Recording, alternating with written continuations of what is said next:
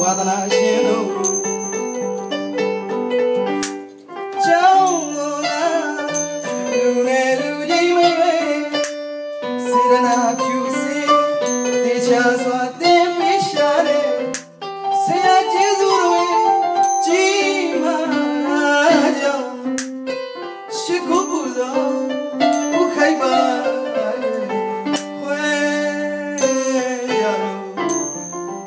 ရန်ငါသွားရင်တနေ့တည်းမှမမေ့နိုင်ပါစေမမေ့နိုင်ပါစေဘွယ်တွေဆိုခဲ့တည်ခဲ့လို့အပေးခဲ့ပြောစရာပင်မြို့တော်လန်တဲ့တွင်မှဒူသွားခဲ့စေကျွန်တော်မမေ့ရယုံစေခြင်း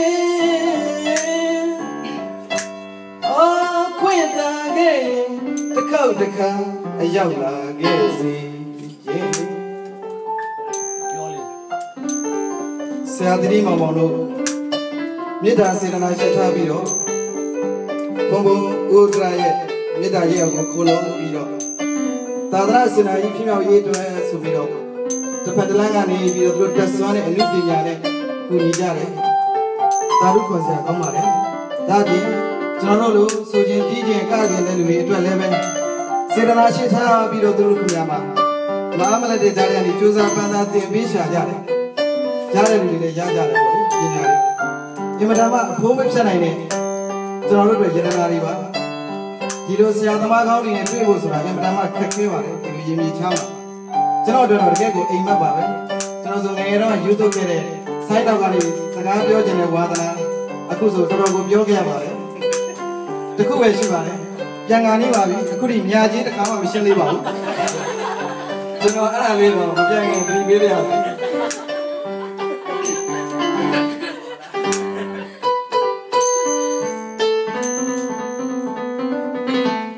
ရှိကြမြေကြခေဝင်မနေရောက်ခဲ့စေတနာရှင်တွေမြို့တော်လန်းလန်းတိုင်းစောက်တီထားမယ်ပူဇနီးရာစေဗုဒ္ဓသာသနာ့စင်နာရှင်မြောက်ရဲ့ရည်ရွယ်ပြီးဆရာတော်ဘုရားရဲ့အဆုံးအမနဲ့စီစဉ်ပြန်ဆောင်တို့တီမိမောင်မောင်ဆိုင်ဆရာတစုကအကျိုးပြုနေတာ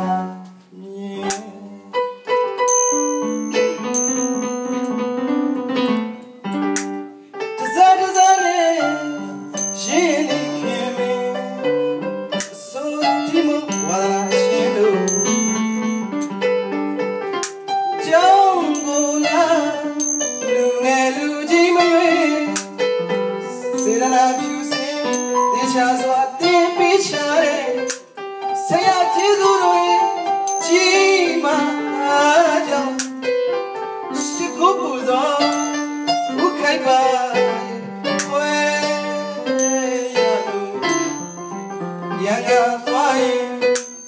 တနေ့တည်းမှမမေ့နိုင်ပါစေမမေ့နိုင်ပါစေဘွယ်တွေဆိုခဲ့တည်ခဲ့လို့အပေးခဲ့ပြောစရာပင်မြို့တော်လန်တန်းတွင်မှအတူသွားခဲ့ကျွန်တော်မမိပါယုံစေ